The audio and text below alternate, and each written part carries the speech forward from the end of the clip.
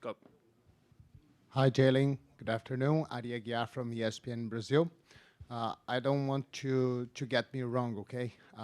But it's obviously, that you wanted to win all the other playoff games that you played.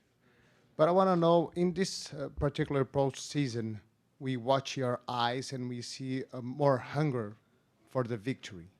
I want to know if you agree with this thought, and do you see yourself a different player in this regard compared to the other postseasons that you played? Uh, you could say that. I like to pride myself is that I always try to play with that fire and that passion. I feel like, and that's what, you know, makes me who I am. You know, the essence of why I play and how I play. But you know, my experiences, you know, the heartbreaks, the loss, have all, you know, kind of cultivated into what you see now. And you know, I don't want to feel that again.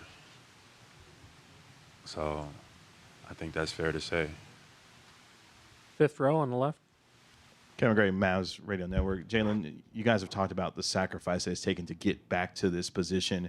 What has that taught you about how you guys have been able to operate in this postseason to be at the level that you guys are playing at right now? What has that sacrifice meant to you personally as you've been able to move and navigate this postseason? It's been fun.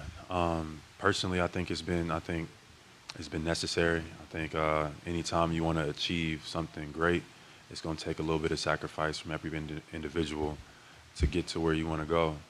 So me going into this season, I knew that being one of the leaders that, you know, that would be in front of me on my plate. So I didn't mind it, you know, and it's translated it to us being here in the finals. So sacrifice is necessary, not just in sports, but in life if you want to achieve a goal to some degree.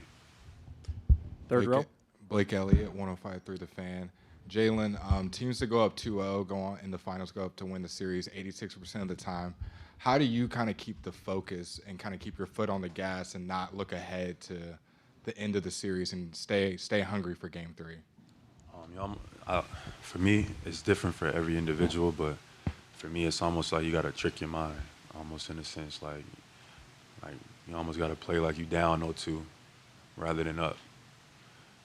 And that's hard to do, but like you got to go into that mind frame, that focus is like, nah, we are playing like that, rather than you let comfort, you let, you know, some of those things kind of seep in. So you just try to stay focused and and try to harness the mind as much as you can, because the mind is a powerful thing, you know, and it's hard to grasp, you know, some of those things as you are in taking them. But if you can kind of focus your mind on what you wanted to focus on, you'll be surprised at what you can do. Gary in the front. Jay and Gary Washington, Boston Globe. How have you bonded after playing against him for so many years? How have you bonded with Jrue? It seems like it's been a perfect fit. He's been the consummate teammate. He's a player that seemingly has no enemies around the league, no adversaries. No one has a negative word to say about him. I mean, how have you bonded with him this season, and how have you gotten to know him? Gotten to know Jrue a lot. Jrue isn't like I described it in the beginning of the season. He's like an assassin. Like he just has a will and a might about him, how he plays, that he'll die on the battlefield. And I'm the same. You know, so you recognize that and you respect that. Like his will is unbreakable. He's gonna show up. He's gonna be there. He's gonna be in the fight with you. And I've been against him on the other side, so you could feel it. You could feel like this dude's not going anywhere. So I think that's where the respect for me and him, just being opponents, but now him being on the same team has been an honor. It's been an honor to be his teammate, just because of how he carries himself, his willingness to sacrifice, his willingness to adapt, and then be successful to what he's adapting to. Like, for example, this year was different for him for last year, but he's like mastered being a corner three-point shooter. Like, he wasn't that at any other point in his career, but he took the role on this new team and developed into almost a new player. And I think I don't overlook stuff like that. I think those are forms of greatness, even though, you know, we expect greatness to be like these things that are so large or, so captivating, but stuff like that doesn't go unnoticed to guys like me. And it's been an honor to be his teammate. Right here in the front. Keontae George, NBA player, correspondent. Obviously you've been in this position before. I just want to, ask, how are you able to, keep the, team camaraderie, while adding, a couple high-level guys from last team and coming here, and how are you able to, is it you that's getting them to buy in, or is it almost like a group collective thing to just, everybody throws something in the middle? For sure. So team camaraderie, and you're going to experience this. It's probably the hardest thing to gain in the NBA. Got a bunch of guys, bunch of egos, guys, agents telling them one thing, they feel another way. So having everybody on the same page is probably going to be the hardest thing you're going to be trying to experience throughout your career. I think it always starts from the top.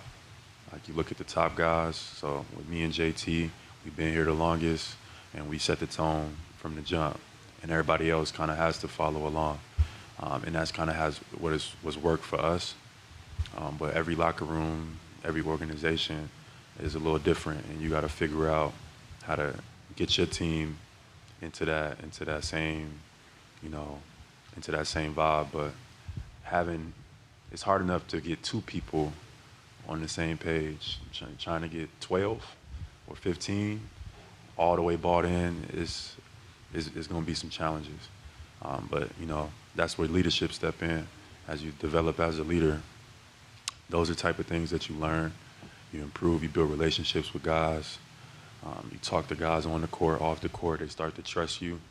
And that's how you start to build, some of those good habits. But it don't happen overnight, I tell you that. Last two questions, standing on your left. Okay, back here, Jaylen. When you first learned that there was going to be some uncertainty about KP's status, marking him as day-to-day, what was your reaction to learning that? And does anything about that uncertainty change the way that you prepare, that you guys go about getting ready? Or is it sort of same old, same old? Same old, same old. KP has been tremendous for our group, not just in the playoffs, but all season long. And it's obviously like him on the floor just helps elevate us to a different level. But we've been priding ourselves on next man up mentality. We prepare for these moments to be able to play with and without anyone. So it'll just require somebody else on our team to step up and everybody to buy in to get a full team victory. Last question, standing on the left. Hey, Jaylen. Aurelia for the German Basket magazine. With the finals, there comes so much talking, all the comparison, all that stuff. How do you stay focused on keeping up the joy of, playing basketball, that you're actually in the position to play the game because you love it so much? So how do you keep the focus on that with all the other stuff around? How do I keep the focus? That's a great question. How do I keep the joy? Honestly, just the relationships, the experiences that you have with your teammates, the growth is kind of what brings the joy out. It's like the testimony, just seeing where we were to where we are now, and like that journey to get there is like, that has the joy. I mean, that's where it comes from. It's like just being in those valleys, and now you get into the mountaintops. That's what brings that feeling. And I feel like we're climbing. We're not there yet. But when we get there, all the stuff that's happened before is going to be appreciated in those moments. Thank you, Jaylen. Thank you. Concludes the session for today.